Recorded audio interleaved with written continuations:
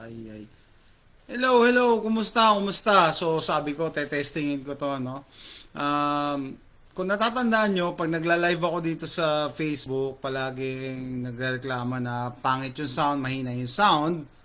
Bakit may madilim sa... akala ko multo eh. Yung ano pala. Yung cover ng camera. Okay, so yan, katatawag ko lang sa Microsoft support. Yun lang pala yun. Nainis ako eh. Sabi, kailangan ko daw i-activate yung Windows ko para ma-adjust ko yung volume ng microphone. Sabi ko, ano, bibili ulit ako ng ano. Meron lang palang style, ano mo lang pala, sabihin mo lang na nagpalit ka ng hardware. No? Ayan. So, yung unang magko-comment, please comment down below kung okay na yung audio ko, no? Please lang, okay na yung audio natin. And yung camera naman, I think I'm happy with this. Nagpalit ako ng webcam, no? 4K camera na. Yung dati ginagamit ko, 2.7K. Para mas maliwanag siya. Tapos alam ko, nag-auto-focus to eh. Nag-auto-focus to pag lumayo ako. Ayan, nag-auto-focus. Ayan, so... Happy. Babaw ng ano, no? Babaw na kaligaya, no? Anyway. So, yan. Comment down below, please. Time check. It's 8:22 a.m. Houston, Texas time. Pilipinas, it's 9:22 p.m. By the way, tapos na yung summer dito, no? Ano na kami, fall. Nagsisimula na lumamig. And then, ibig sabihin yan, camping weather. Camping weather, makapag-camping na rin sa wakas. Okay? Ano ba yung mga, pwede na tayo magkwentuhan, ano yung mga kaganapan ngayon. So, mamaya re-reviewin ko tayo kung maganda yung, yung camera. Mga kaganapan ngayon, umaga, nakikita yung, yung bangayan nila, nila Miguel Zubiri at ni Alan Cayetano. Which I think is normal. Normal lang yun. Sa ibang bansa nga, nagsusuntukan pa yung mga, mga politiko nila eh. No? Okay lang yun. Hindi yun, It's not a big deal. Okay? And meron pa akong utang, no? Sa mga viewers ko. Hindi pa ako nakagawa ng follow-up. Yvonne De La Cruz. Kumusta yung audio ko? Okay ba yung audio, yung microphone? Kasi gusto kong ma-testing. Dati, palaging, may problema ako dito sa microphone. Okay? So, let me know kung okay na yung audio natin. Neng Nerioy, good evening. Matagal na ako, hindi nagla-live dito. No? Ano pa ba? Clear. Oy, thank you. Sa wakas. Yan. Kasi tumawag ako sa Microsoft support eh. Sabi ko, ba't pinapa-activate na naman yung bumili daw ako ng bagong product code. Meron lang pala style, i-click mo lang na nagpalit ka ng hardware. Tataka ako eh. Kaso mautak yung Windows, no? Pag hindi ka bumili ng legit na password, i-disable nila yung audio mo, baba. Nasa 10% lang pala, kaya pala ang dami nagrereklamo na mahina yung boses ko. 10% lang yung audio eh. Ngayon ginawa ko kaya excited ako ngayon, mamaya panonoodin ko tong live ko, titingnan ko yung quality ng audio at saka video. Okay? Ano pa mga kaganapan ngayon? Yun nga may utang pa ako, hindi pa ako nakakagawa ng follow-up ko kay Dr. Willie Ong. The other day, pinanood ko yun niya yung segment niya sa KMJS. Sa KMJS, no? Piyan ko yung segment niya sa KMJS. And kahapon, yesterday, TV Patrol, may balita ang TV Patrol. Ito, nakalagay sa Facebook nila. Guro, namatay umano sa stress sa Davao de Oro. So, parang ginagawa nila, nino-normalize nila yung namamatay sa stress, no? Yan ang the power, yan, nag-autofocus. Okay, yan ang power ng media. No? The power of media. Nino-normalize nila yung namamatay sa stress. A quick Google search, i-type nyo lang sa internet na kung nakakamatay ang stress. Ang sagot dyan is no direct link So, fake news yan. Fake news yan, sinasabi lang namatay sa stress. Pwedeng na-stress, tapos tumaas ang blood pressure, saka na-stroke. Pero hindi pwedeng na-stress lang namatay. So, clearly, ano yan, misinformation, and meron silang pinupush na agenda dyan ah, para pagtakpan yung mga bigla na lang namamatay, na-stress, no? Mamaya sabihin nyo, oy, namatay dahil nalungkot. Kung ano na lang. October 7, 11, 18, 25, may mass back sa school nationwide. Yan nga paano ba natin i-approach yan? Kasi tayo, sabi ko sa inyo alam na natin. Pero, alam nyo guys, kung ang approach ko dyan, wag tayo maging ultra paranoid to the right na sobrang paranoid mo na lahat na lang ayaw mo, no? Ang problema, yung gobyerno natin, ang hirap pagkatiwalaan. No, ano ibig sabihin? May balita na hinahaluan nila yung mga ibang bakuna At saka once na saksak sa iyan, ayoko maging anti-vax talaga. Ayoko maging anti-vax. Totoo guys na nakakatulong ang vaccine. Nakakatulong ang vaccine na it saves lives. Okay? Ang problema, minamanipulate nila yan in such a way, ultimo yung bioweapon, tinatawag nilang vaccine. Kaya nakakatakot, di ba? Paano mo pagkakatiwalaan itong mga tao sa gobyerno na minamanipulate lahat? Oy, Ron Marcada, good evening sa'yo. Minamanipulate lahat to the point na nung kasagsagan ng bid ko, pinalitan nila yung definition ng bechin, no? Kasi sa definition ng bechin, maski saan mo naman aralin, dapat supposed to be is magbibigay yan ng immunity. Okay? Bibigyan ko kayo ng example Yung kaibigan ko talaga sampalataya sa bechin. As much as possible, syempre, ayaw mong masira pagkakaibigan nyo. So, pag kami magkasama, hindi kami nag-uusap about bechin, hindi ko na siya, pinapakailaman. Kaso lang, ito nga yung nangyari, no? Nung umuwi sila ng Pilipinas nitong July, positive sila sa bid ko. Takot na takot nga daw sila, baka ma-quarantine sila, ganyan. Tapos, positive sa bid ko yun, Takot nga daw sila, stop over sila sa Oy, Bebahar, watching from Masbate. Naalala ko na yung doktor na tiniterhan namin dyan sa Masbate. May pharmacy. Ewan ko kung buhay pa yan. Si Dr. Malapitan. Anyway, yun nga, yung kaibigan ko, mag-asawa sila, positive sa bid ko, umuwi sa Pilipinas. Buti hindi na nire-require yung mga swab test, no? Nakalusot sila. Okay? Ang problema niyan, nagko-complain siya ngayon ng may pain sa likod, sa bandang lungs. Sabi ko, pare, lungs yan nahirapan daw siya, tapos yung paghinga niya hindi na katulad dati, yung resistensya niya hindi na katulad ng dati. Di ba palagi kami nagbabike? Dati nakaka 30 miles kami, 22, 30 miles, ganun. Ngayon, 11 miles na nakaraan, hirap na daw siya. So, nagdududa siya na may nagbago talaga sa kanya, yung lungs specifically. Ako yung tipong kaibigan na hanggat hindi mo ako hinihingi yung opinion ko, hindi ko bibigay.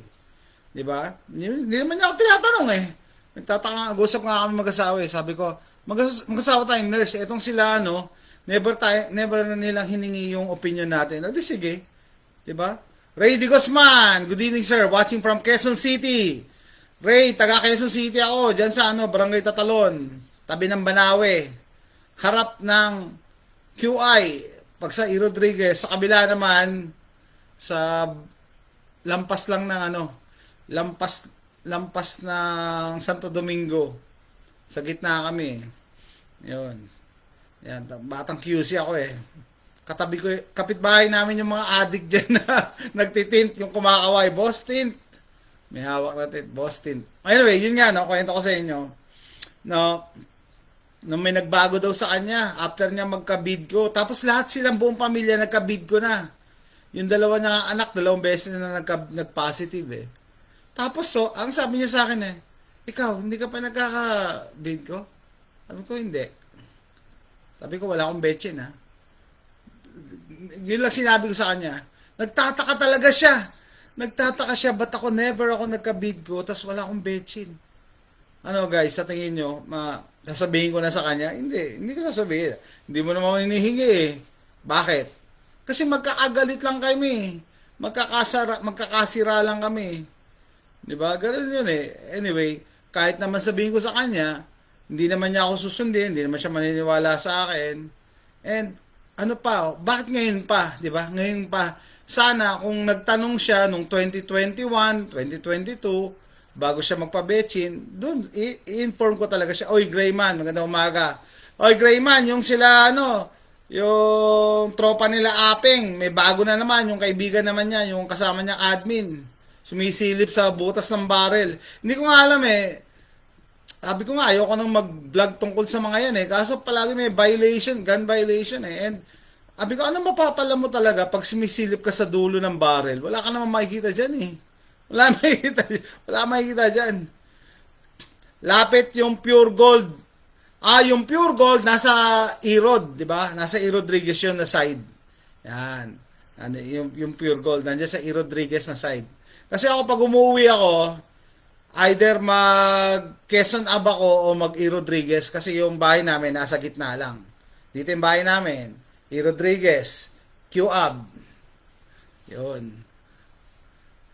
Signum Cruises watching from Bacoor, Cavite, no? Kaya nga sabi ko sa inyo, ayan, guys, no, pakiusap naman. Support niyo naman yung YouTube channel ko, no? Vladimir Rasputin sa sa YouTube. Tsaka dalawa, tsaka isa yung Jose Rizal Adventures. Bakit? Kasi etong Facebook, no? Hindi to permanente. Anytime pwede tayong ma-delete. Kaya nag-iingat ako sa mga sinasabi ko eh. 'Di ba? Dapat meron tayong ibang may iba tayong venue. Tapos nag-a-upload din ako sa Rumble pag may time. Kaya ubos na yung oras ko eh. Okay? Kailangan pag nawala kunyari, meron kayong pina-follow, nawala, hanapin nyo sa ibang platform, nandun yan. So please subscribe. Anyway, yun nga ano ba yung kukwento ko? Yun muna yung kay Grayman, yung si tropa nila Apeng. Nga lang, dahil doon sa hindi nakakalam, itong grupon to, dyan sa Facebook na yan, akala mo kulto, nakakala mo mga expert, pero ngayon, may bago na naman, sumisilip sa barel. Ay, Diyos ko po, di ko alam kung anong mapapala mo sa pinagagawa mo, which is, unang-una, dangerous. Sabi ko nga sa inyo, ang paghahawak ng barel, yan eh, may involved na muscle memory yan eh. Na pag nasasanay ka na maling gawain, mamaya kahit loaded masanay ka na gawin mo yan. Nakakatakot lang. No? Ang masaklap pa niyan kasi nagtuturo daw sila sa mga newbies. No? Kawawa naman mga kababayan natin. Anyway, ano ba to? Ay nako. Hindi, may bago silang palusot ngayon kung hindi nyo pa na-check, no? Ang palusot nila, pag yung bunga, hitik na hitik daw, parang ganun, sinisiraan, parang ginagamit pa yung salita ng Diyos. Nagano pa ng salita ng Diyos para pagtakpan yung mga pinagagawa nila, no? Yung mga palusot nila. Tapos may nag-comment pa dun sa YouTube video ko eh. Yun, nako, sandali lang, bakit nag-play to? May nag-comment pa dun sa YouTube video ko na ano ba yung sabi sa akin? Ako, perfecto. Sabi ko, hindi, pag tungkol sa baril, kailangan perfecto ka. Pag hindi ka perfecto, makakamatay ka o pwede kang makapatay. Di ba? Ganun lang yun. Anyway, ano pa ba mga kaganapan ngayon? Makikipagkwentuhan lang ako kasi nga gusto kong testingin itong bago kong 4K webcam. Murang-mura lang nakuha ko. Tapos, natuwa ako dahil na-activate ko na yung Windows ko na hindi ako gumagastos. Okay? Kaya pala hindi ko ma-adjust yung volume ng microphone dati kasi pinipilit ako mag-activate. Sir, may idea ka na gagamit daw ng nuclear weapons ang alam mo Ray, kasi sabi ko sa inyo, Yung NATO kasi, pinupush talaga against the wall si Putin eh. Pinupush against the wall. Hindi ko sinasabing kampihan natin si Putin, no? May masama din siya. Pero, nananahimik yung tao, nag-release a few weeks ago yung NATO ng statement, mag-ano daw sila, maglalagay sila ng mga long-range ballistic missile sa Ukraine. Eh di syempre, threat na, yun nga yung ayaw ni Putin eh, maglagay ng mga rocket sa backyard niya eh. O, edi syempre, anong gagawin?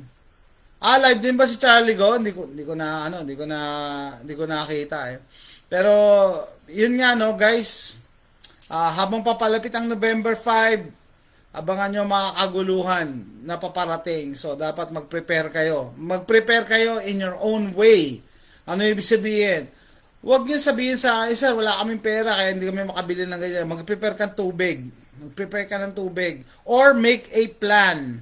Magplano ka na. Paano pag nagkaroon ng kaguluhan, anong gagawin mo? Diba? Saan ka pupunta? Saan ka tatakbo? Okay?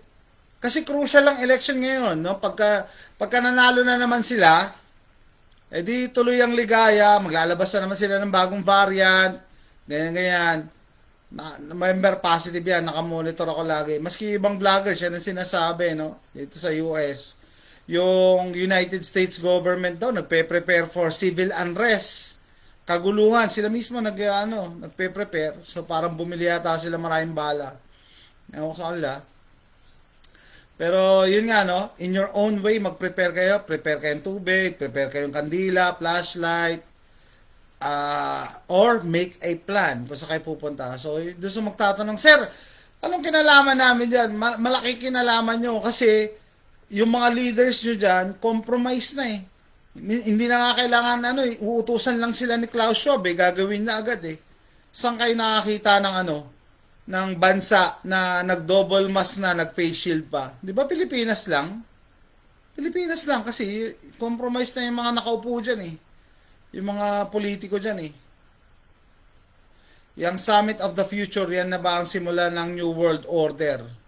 Hindi ko alam. Sana hindi. Pero, mga kaganapan ngayon, dyan nagpo-point eh. Yun nga, nung last time na nag-livestream kami ni Pinoy Recorder, maganda yung research niya. No? Ultimo si Pope, no? Sa Vatican. Talagang na rin, parang full, na rin siya sa one world government, one world religion. Yan ang pinupush niya. No? So, sabi ko, imbis na mag-promote ng peace, talagang one world government ang direksyon.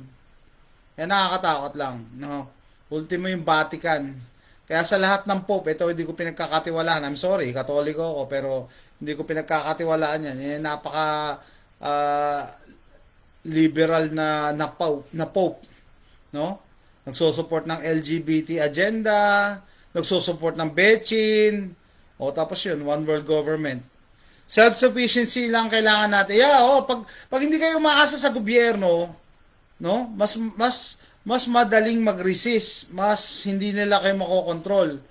Pero kung umaasa kayo sa gobyerno, naalala nyo ba yung clip, yung video na naglagay ng taning yung gobyerno na pag hindi kayo magpabetchin, hindi kayo makaka-receive ng mga hindi kayo makapagtrabaho, hindi kayo makakapag ano nga yan, yung mga 4Ps. Grabe lumusob sa lumusob sa mga health center yung mga tao. Kala mo zombie apocalypse na dahil gustong magpabetchin nasa na kaya yung mga yon, no? Nasa na kaya kaya nga masyado kasi silang under, ibig sabihin maasa sa gobyerno. Lahat related, be aware and prepare. Yeah, it's all related. Yeah, pati nga religion related Nakaka-disappoint lang minsan, pero syempre, yung faith mo dapat kay God, hindi doon sa tao. You know? It's sad, may nakita ko mga comments, sir, nung nag-pandemic, hindi na ako nagsisimba. Binata na ako, pumipiyak. Hindi na ako nagsisimba. It's sad na may mga ganon. Mapalad pa rin kami kasi yung church namin, yung pari namin, defiant eh. Panahon ng pandemic, hindi siya nagmamas. Hindi nagmas yung pare namin.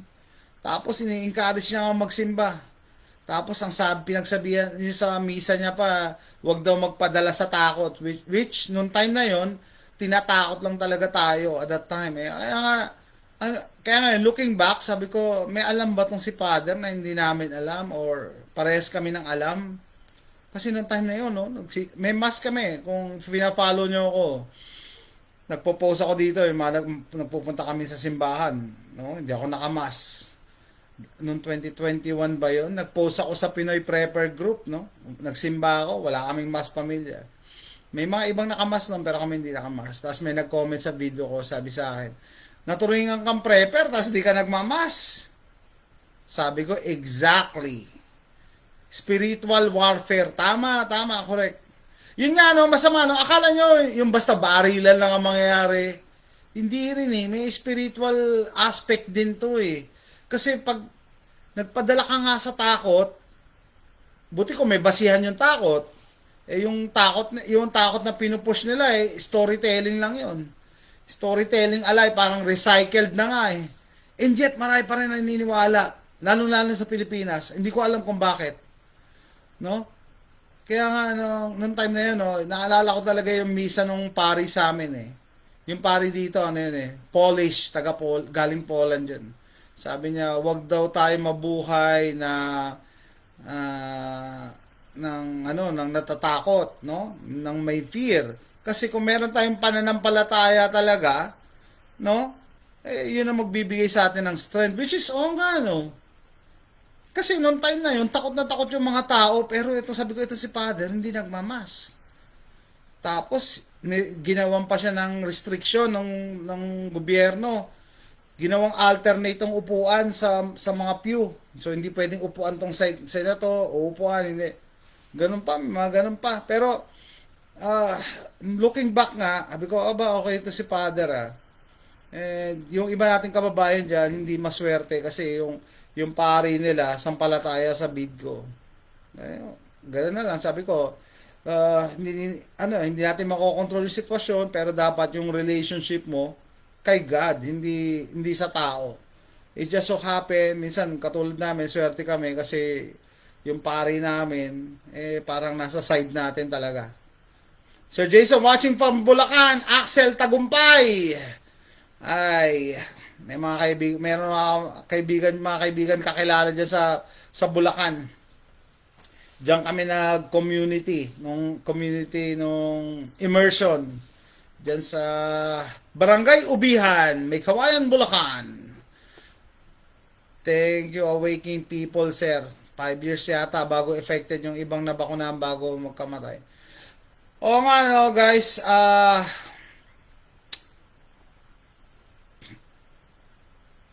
palagi ko to sinasabi do sa anak ko na binata na eh.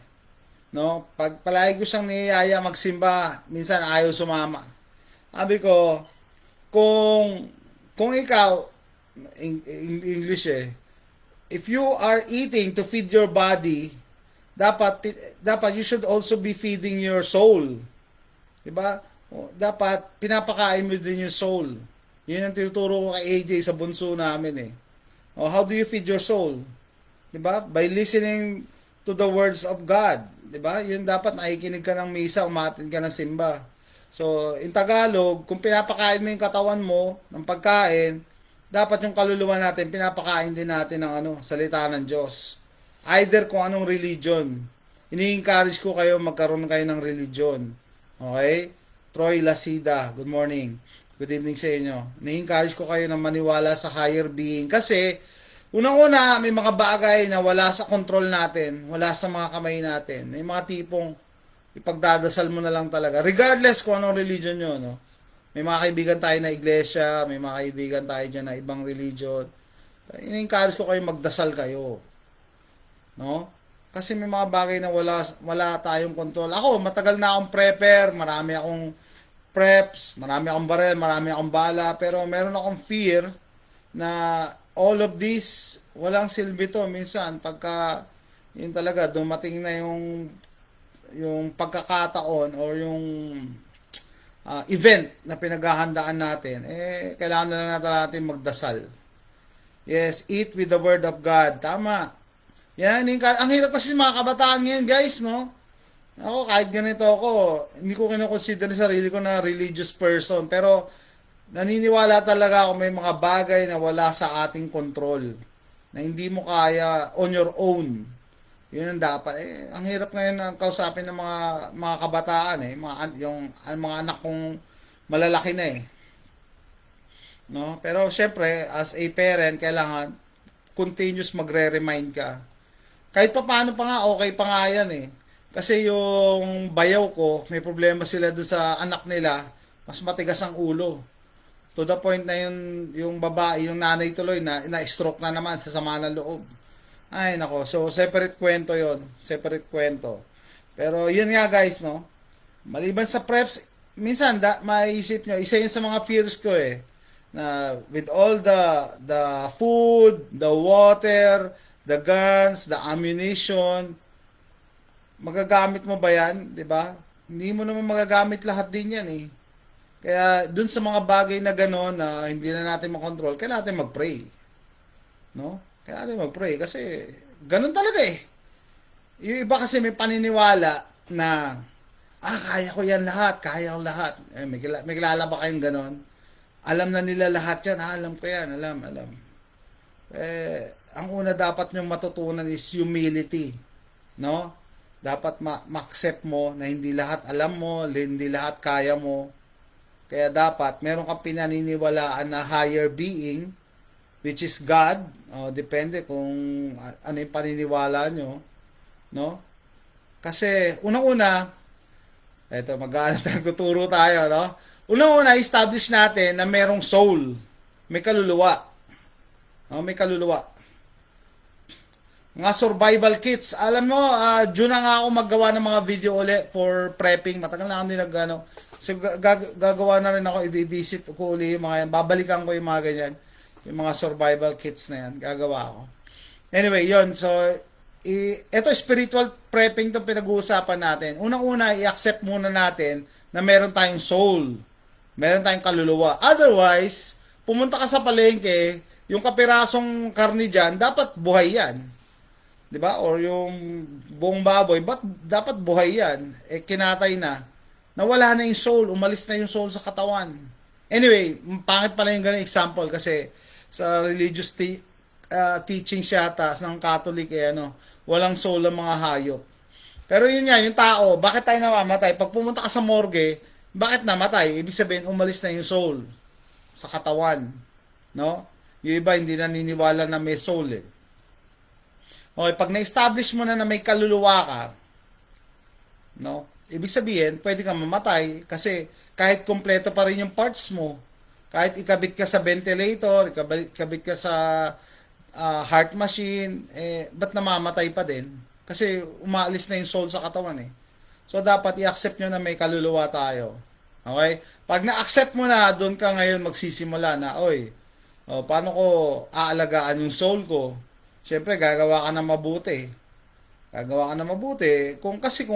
Kung puro katawan mo lang, yung sarap lang ng katawan na iniisip mo, puro masama ang gagawin mo. Ngayon, naisip mo, mayroon pala akong kaluluwa. Kailangan ko alagaan yung kaluluwa. Paano mo papakainin? Through the word of God. Di ba? Or gumawa ka na mabubuti para,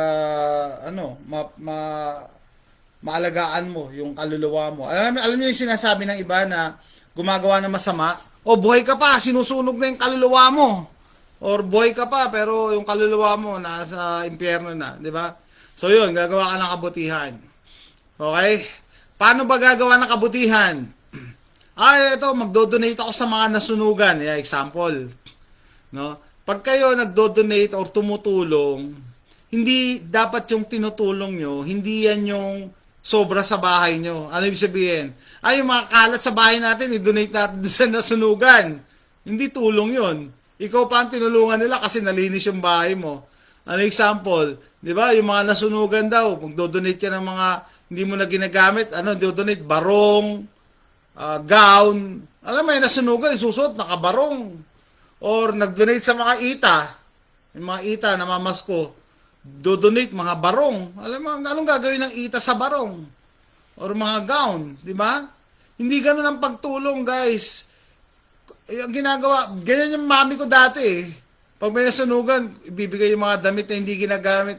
Kasi, kaya nga hindi ginagamit dahil wala na eh, paso na sa uso yan eh. Yun nga, no, barong, gown, idodonate mo sa nasunugan. Hindi, ikaw ang natulungan dahil nabawasan ka ng kalat. No? No? So, yun, ganun, ang pagtulong is, yung kailangan mo to, pero alam mo may mas nangangailangan, ibigay mo na sa kanya. Ganun yun, ganun ang pagtulong. Ini-encourage ko kayong gawin yun. Kasi, proven ko na yan eh, na pag may ginagawa akong good deed meron naman talagang bumabalik din sa akin na maganda. No? Hindi dahil sa nag-expect ako may babalik, it's just talaga masaya din ako pag nakakatulong ako. And as much as possible talaga, hindi ko binobroadcast pag nakakatulong ako. Kasi hindi rin pagtulong yung gagawa mo pa ng content. Yung isang araw, nanood ako ng video dyan sa YouTube, no? Sa Pilipinas, may nagtitinda na batang babae sa tulay ng isda. May dumaan na vlogger. In-interview. Parang pang gusto nila magmukhang kawawa yung hindi ka pa kumakain. Talagang ano mo. Iko-content mo pa yon. Tapos, yung bata pa, malamang sinakay nila yon. Tapos, nagpasama para sa bahay. In-interview pa nila yung nanay. Kumusta po nanay, kondisyon nyo dito? Hirap na po ba kayo? Talaga bang iko-content mo talaga yon? Kawawa naman yung pamilya. 'Di ba? Kung tumulong ka na, wag mo na lang i-content kasi pag kinontent mo, ikaw ang tinulungan nila kasi kumita ka eh. Yung binigay mo sa kanilang tulong, ano mo lang yun. Barya lang yun sa'yo. 'Di ba? Maling-mali yun eh. Ay, nako, nagka-problema kami ni Charlie Go eh. Pero siguro, kukontakin ko na uli siya kasi sabi ko meron kaming audio problem nun eh. Hindi magkarinigan at that time pero ngayon na-activate ko na yung Windows ko, pwede na nga pala. Sige, may message ko uli siya. No? May message ko si Charlie Go. No? 'Yon. Dalawang beses ko nakita yung aeroplano, dalawang beses na nangyari na pag may guhit na 3 beses yung aeroplano, pabalik-balik na ako talaga, walang tunog. Isang araw nakalipas, may lindol na mangyayari sa amin. Ang masasabi ko dyan guys, no, yung technology natin nowadays, nung sinaunang panahon, sabi nila, ay science fiction lang yan, hindi yan totoo. Pero magugulat kayo kung ano na yung na-achieve ng technology natin ngayon. Ngayon na yung future nung nakaraan eh. No? Minsan, kaya nakakatakot din, nakakatakot ang technology. Nakakatakot ang technology. To the point yun nga, AI nga, tama yung sinabi ni Elon Musk, AI ang number one threat. Number one threat natin. Ito pa yung irony. Si-share ko sa inyo. Yung kaibigan ko nga na sampalataya sa Bechin, nagtatrabaho yan sa malaking bangko dito sa US, tapos nagtatrabaho, siya, sa computer, IT department, nag-feed siya ng AI. Hindi siya gumagamit ng Alexa sa bahay, kasi AI yan eh. Diba? Tapos hindi nga daw siya gumagamit ng Bluetooth, kasi pag naka-on ng Bluetooth mo, pwede kang ma-hack anytime. Pwede kang pasukin. No? Tapos nagulat ako, bumili siya ng Tesla.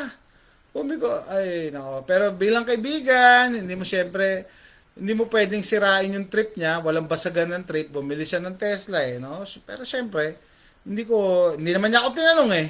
Kung tinanong niya ako, bago siya bumili, sasabihin ko yung opinion ko. Nakabili na siya eh. Alam naman, siraan ko pa yon. Good evening, sir. Oy, Christine. Good evening. My lola, 85 years old, na bakunahan ng 85 na, nagpa-betchin pa. Anyway, yan sinasabi ko eh, na wala na, nabakunahan eh. Let's just pray, nama. Yan yung mga bagay na wala tayong control, no? On a positive note, John Arwin, I still believe na hindi lahat ng tinuturok nila ay lason. No? Meron diyang halong distilled water. Bakit? Bakit sa tingin nyo? Hindi pwede kasi lahat ng bakunahan nila tutumba. Hindi pwede. Makukulong sila, madali silang matrace. 'Di ba? Kaya hinahalo nila. Hopefully, yung napunta sa lola mo distilled water. John Cyril, third backup account ko to. Tama ka dyan, sir. Pakitang tao yung ibang vloggers na Good Samaritan ko, no. Tama. Tawag na cringe-worthy. Napapailing ako nung pinapanood ko sa YouTube, no. Talagang in-interview niya pa yung batang babae. Sinakay niya pa sa jeep nila. Sabi ko, mali yun, guys, no. Pag kayo may tutulungan lalo na bata, iwasan nyo yung isasakay nyo. Bakit? Kasi masasanay sila eh. Baka mamaya merong mag-alok sa kanila na masamang tao, isasakay na rin sila. Akala tutulungan sila. Kinukondisyon nyo sila eh. Grooming ang tawag dyan. Wag. Kung tutulungan nyo na lang. No? As much as possible. Don Hill, yung flu vaccine ba, pareho lang ba ng vaccine?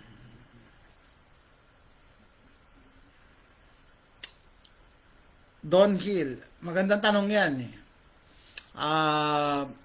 Paano ba kita sasagutin? Unang-una, kasi, yung corona ay flu.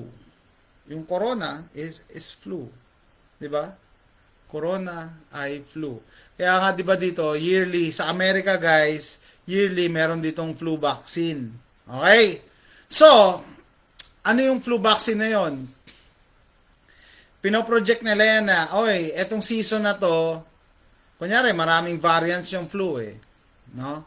Kunyari, sabi mo ng 50 yung variants ng flu.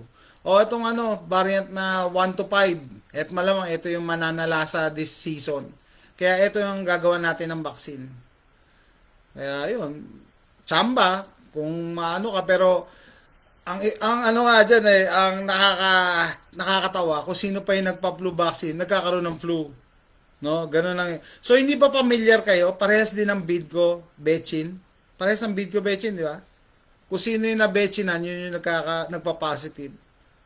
So, sinabi ko sa iyo, di ba, yung corona is flu. Coronavirus is flu. So, yung Bidco, novel coronavirus. Kaya di ba, sabi ko, nag-iingat ako sabihin ko baka sabihin na naman ni Facebook, misinformation ako. Dati meron akong mga pinopost may tinamaan sa mga friends ko, sabi niya, no, na-hospital siya. Sino nagsasabi na flu lang ang Bidco?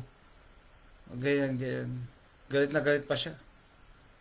Hindi niya alam, nagpa-betching kasi siya eh. Buti ko hindi siya nagpa-betching. Diba? Kung sino yung nagpapa-betching talaga, yun yung nagpa-positive, maski sa flu vaccine.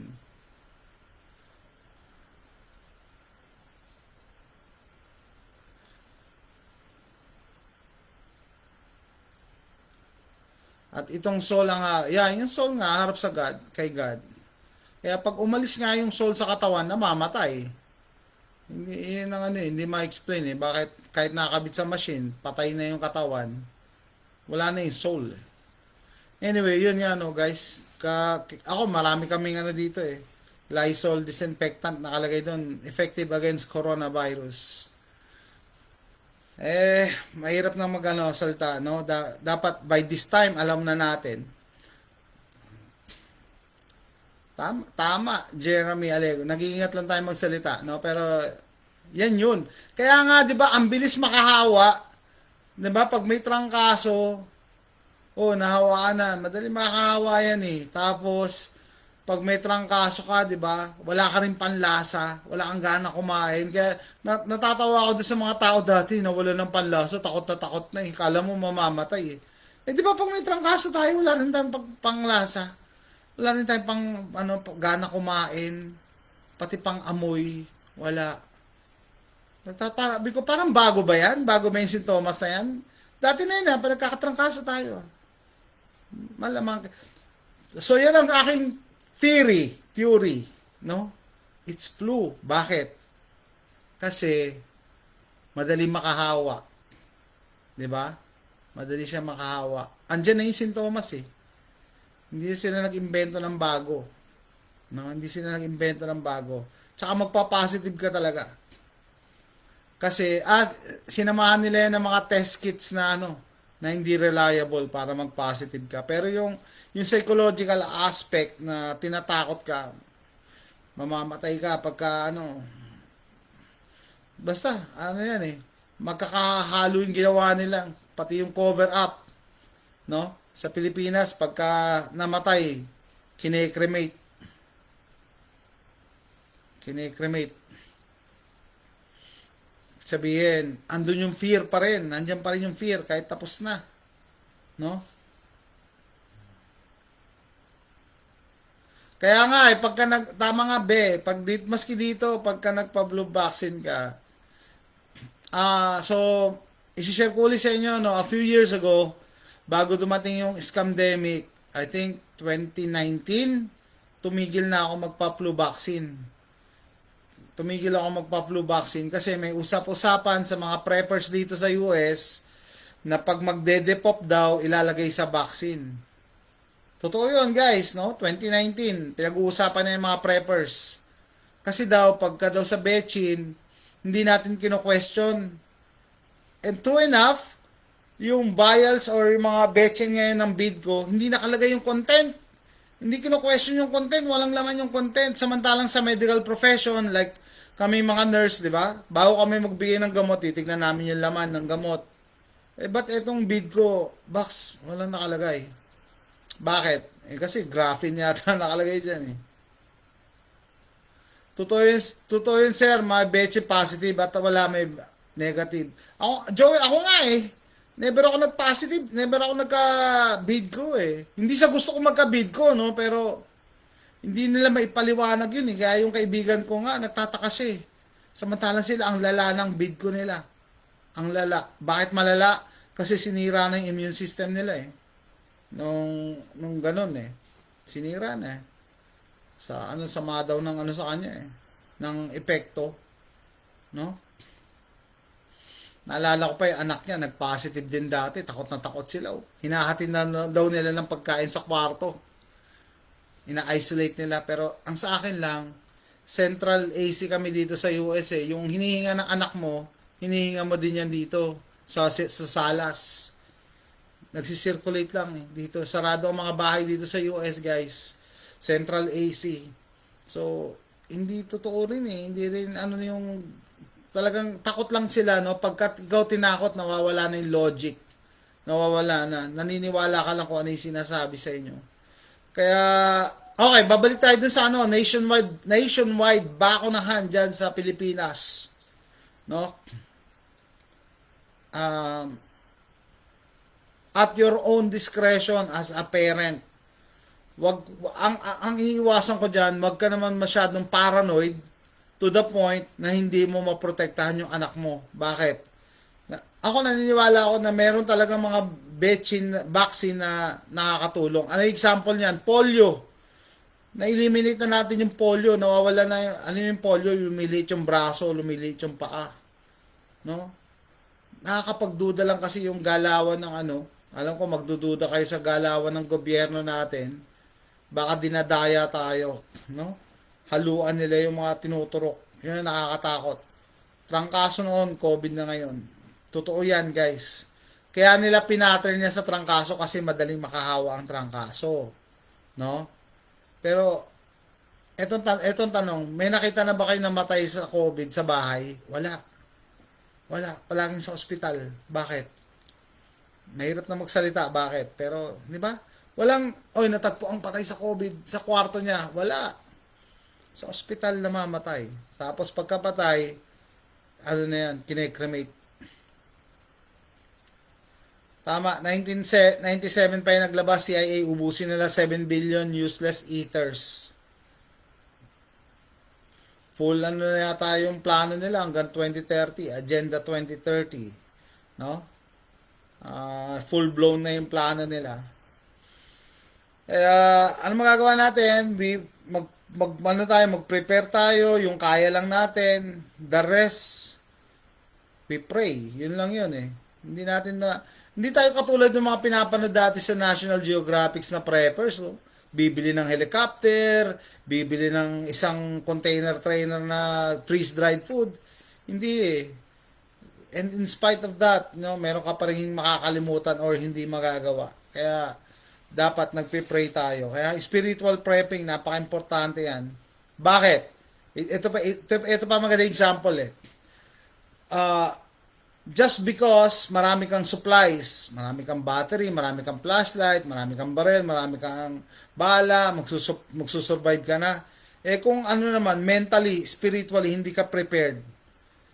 Ang iniwasan ko yung mga ganong tao yung mga tipong in times of trouble, nagpapanik, nasisiraan ng bait, or nawawalan sa ano. Yan ang dapat yung iwasan. So mag-prepare kayo. 'Di ba? Dapat spiritually prepared ka. Yung pelikula na The Road, yun, paborito ko yun. Prepping video para sa akin yun Pamilya sila, 'di ba? Nanay, tatay, yung anak. Nung nagkaroon ng dilubyo, yung nanay nawala na ng pag-asa. Anong ginawa ng nanay? Naglakad sa labas ng nakaubad na winter, no? Nagpakamatay na lang. Mahina yung ano niya yung coping niya Yun ang importance ng spiritual prepping or yung mental preparedness. Kasi pag bumigay yung mind mo, kahit marami kang pagkain dyan na inimbak, at nawalan ka na ng pag-asa, wala ka, patay ka na. 'Di ba? Talo ka na agad. Rebranded nga daw na flu box, sabi ni Doc Marivilla sa Huddle. Obviously, yan din suspecha ko Totoo nga wala lang ako ngayon pero nakalagay dun mismo sa sa Lysol sprays coronavirus Stop the crime at net. Kine-cremate sila para walang ebidensya. That is true, guys. No? And considering na Pilipinas is what? 70-80% Catholic, magpapakremate ka? Bakit? Kasi yun ang sinabi ng DOH Sabi ko sa inyo, di ba yung pamangkin ko, pusher ng Bechin, namatay yung tatay niya ng June or July, pinakremate.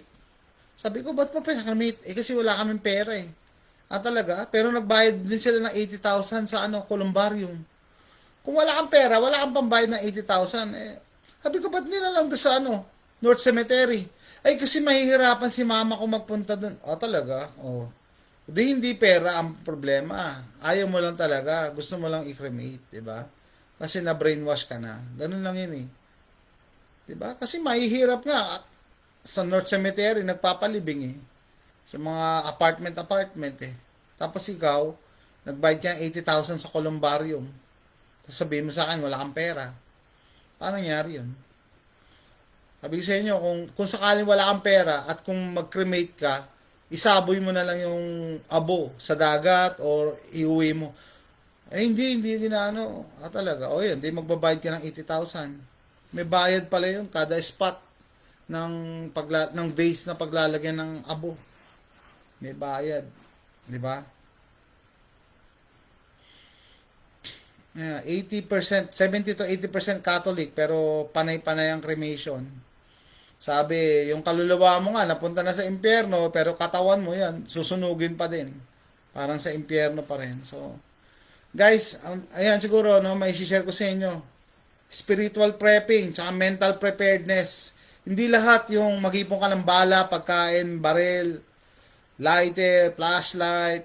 Kailangan din mentally prepared ka. Yan din pinaghahandaan ko Sabi ko, pag nagkaroon kayo ng crisis, ayoko magkaroon ng kasama, katabi, na unstable, mentally unstable. Baka yan pa magpapahamak sa atin. Example pa, yung pelikulang War of the Worlds. 'Di ba? Yung si Tom Cruise.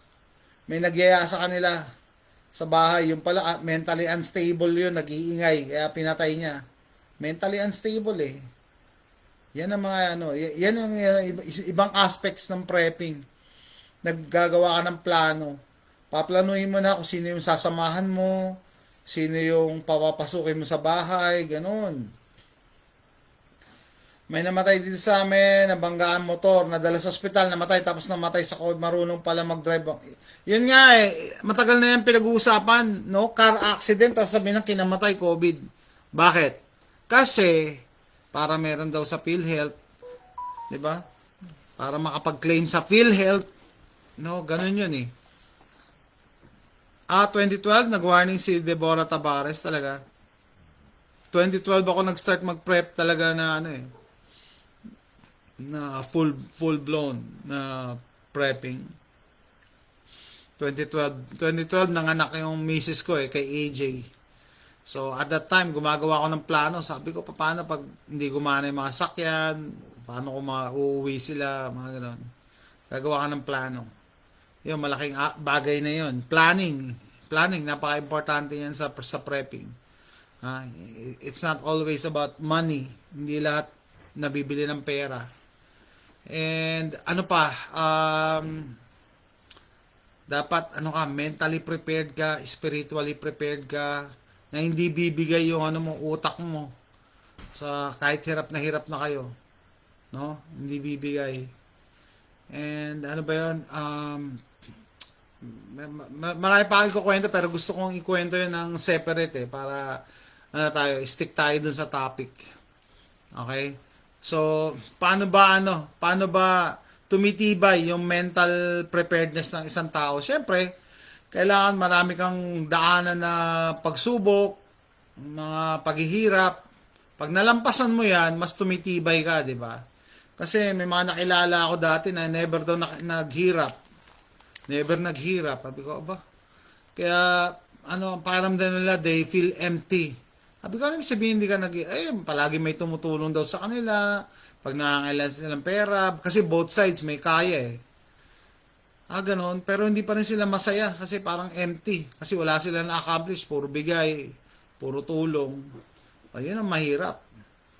Na pag tinamaan niya ng malaking problema, usually bumibigay yung mga yan. Kasi never yan na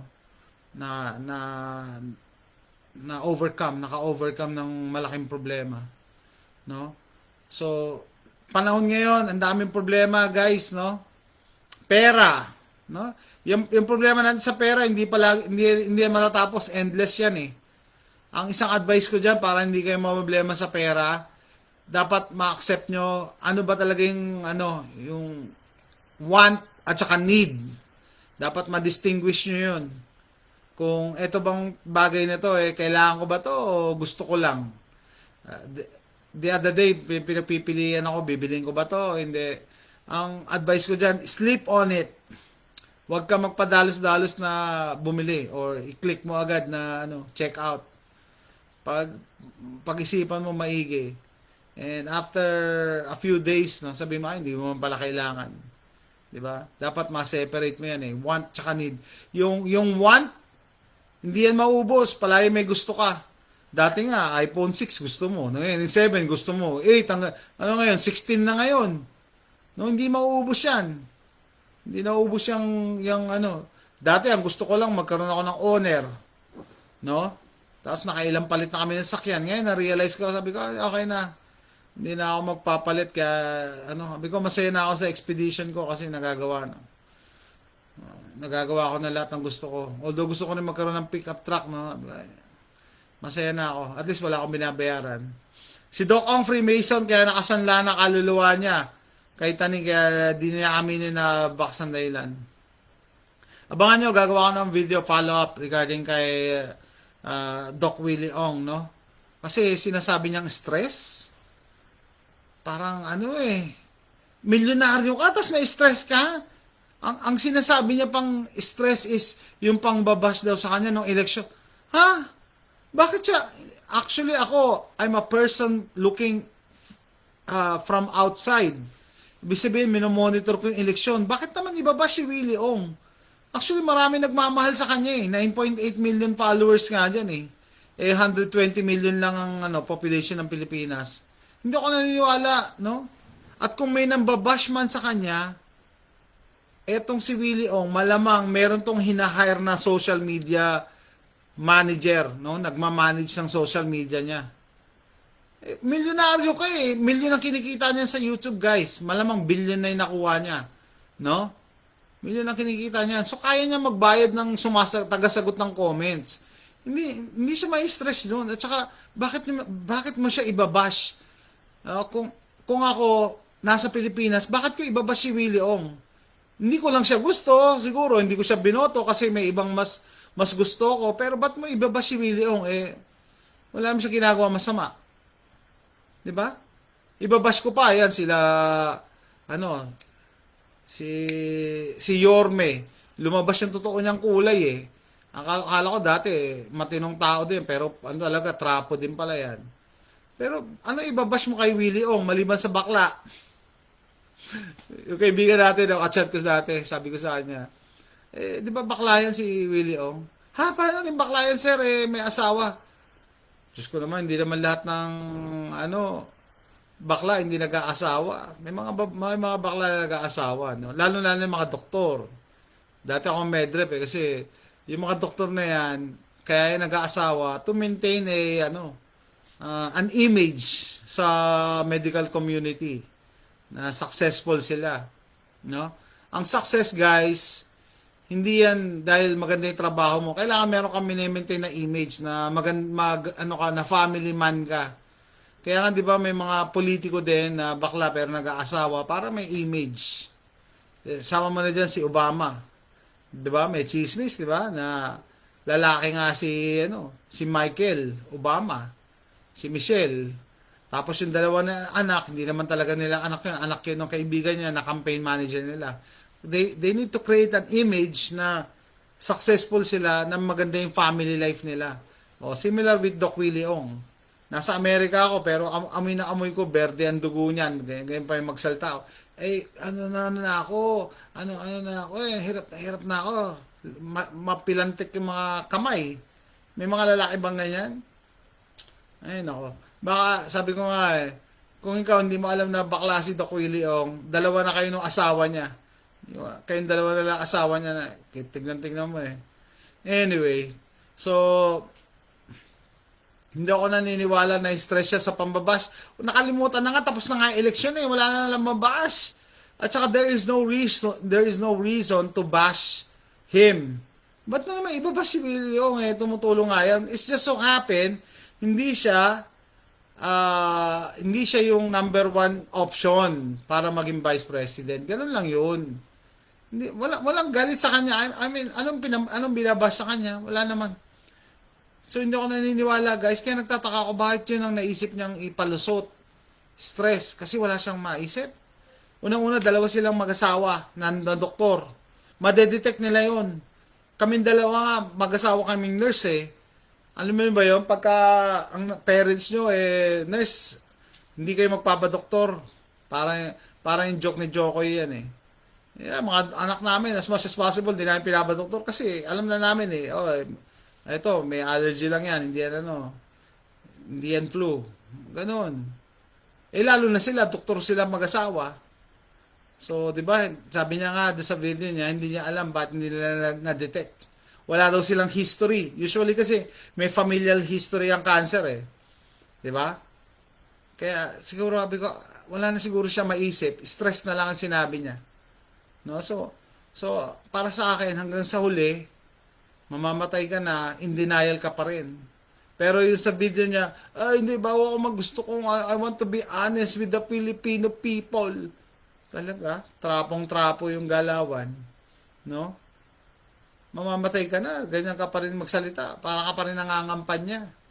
Sana magpakatotoo na siya. Mas ma-appreciate ko pa yung ganun Yung magpaka-humble na siya in a way na aminin niya nagkamali siya ng pinaniwalaan, di ba? Ganoon. At aminin niya. So, hindi ba kayo nagtataka, ba't pareho silang may betchin?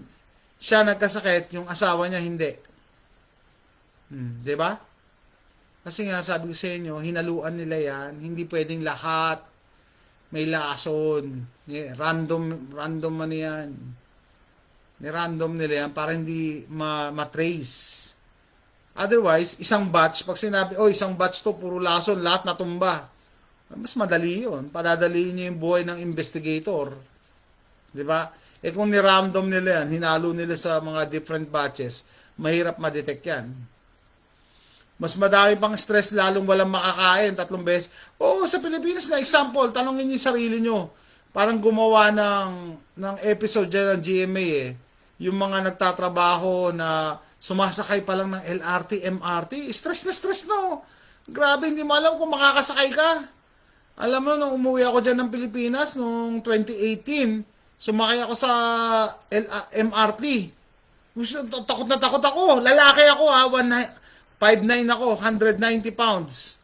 Natatakot ako maipagsiksikan kasi hindi ako sanay eh. Sabi ko, putya, hintayin ko na lang yung kasunod. Hanggang maubos na yung mga tao, saka ako sumakay. Hindi na ako sanay sa ganyan eh. Di ba nakaka-stress yun? Yung pagsakay pa lang sa LRT, MRT, hindi mo alam kung aabot ka, may pagbalyahan ka. Di ba? Eh di ba nakahiwalay na yung mga lalaki at mga babae at bata? Eh di puro lalaki ang kabalyahan mo. Di ba? Nakaka-stress yun. Yung pa lang yung mga namamasukan, yun pa maniniwala ako na stress. No? Yun pa maniniwala. Pero ikaw, milyonaryo, kinikita mo milyon every month. Di ba? Sabihin mo, dahil yung pambabash sa'yo. Anong bash? Bakit ka naman ibabash? Talo ka na nga. Anong ibabash sa'yo? Wala ka namang ginagawang masama sa paningin ng mga tao. No? Natalo siya, hindi dahil masama si Doc William. Natalo siya dahil ayaw lang sa kanya. Hindi siya yung number one option. Ganun lang yun. No? Pero hindi dahil masama siya. Kaya hindi ko alam kung anong pinambabash sinasabi niya eh. Kaya nadidisappoint din ako kay Doc eh. Parang hanggang sa huli, in denial siya. No? In denial. Pagkakaalam ko, cancer ay parang sumpa. Actually, may theory yung misis ko dyan eh. Na yung lahat ng mga sakit natin, naka-encode na yan sa genetic code natin, sa DNA natin. No? Naka-encode na. Bakit? Kasi hindi rin pwede kasi natin ma-overpopulate ang mundo. Sabihin, sobrang dami. Kailangan talaga yung gumawa sa atin, nilagyan tayo ng mga cancer markers. Kaya mapapansin nyo, no, pag kayo may sakit na diabetes, hypertension, cancer, tinitignan talaga yung familial history. May history po ba kayo sa pamilya nyo na ganyan? Di ba? Kasi nasa genes na natin yan eh. Okay? So, yan ang cancer. Ang problema, yung nag-introduce sila ng ganito, 'di ba? Dumami ang may cancer kasi lason yung pinasok sa DNA mo eh. 'Di ba? 'Di ba nakabalita kayo ng mga taong nag-survive sa cancer pero nung nagpaganito, bilang balik yung cancer niya. 'Di ba? Ganun yun eh. Anyway, tatapusin ko na yung live na to. 1 hour na tayo. No? Medyo nagdadry na yung throat ko. Salamat sa pag-join sa akin. Bago kayo matulog. And na-stress ako ng pandemic. Di makasakay sa jeep. Di makapasok sa mall. Di makabili sa Jollibee. Tanggal sa trabaho. Kaya nga sabi ko maintindihan ko pa yung ordinaryong mamamayan may stress kaysa katulad ni Doc Willie Ong na nasa bahay lang kumikita ng milyon. Paano ka may stress? Sabi niya, basher niya. Alam ko, nag-hire yan ng tao na magsasagot ng mga ng social media niya. Or nag-a-upload yan, yun din yung nag-edit ng videos niya. Kaya niya kasi magbayad eh. Pero kung ikaw nga namamasukan, tatanggalin ka sa trabaho, may stress ka. Pero ba't hindi ka namamatay? Diba? Etong milyonaryo na to, nagkaroon ng nakakamatay na sakit. Tapos sasabihin niya, dahil sa stress. Hindi ako doktor, pero i-search nyo lang sa internet. Walang direct correlation ng stress sa cancer. No? Walang direct nakalagay. No? So, sabi ko, abangan nyo, gagawa ko ng separate follow-up yan. Maganda kasi merong video para ma-appreciate nyo yung ating argument. So, with that, tatapusin ko na yung live na to. Masyado na mahaba. 1 hour, 3 minutes. Thanks for watching. Bye.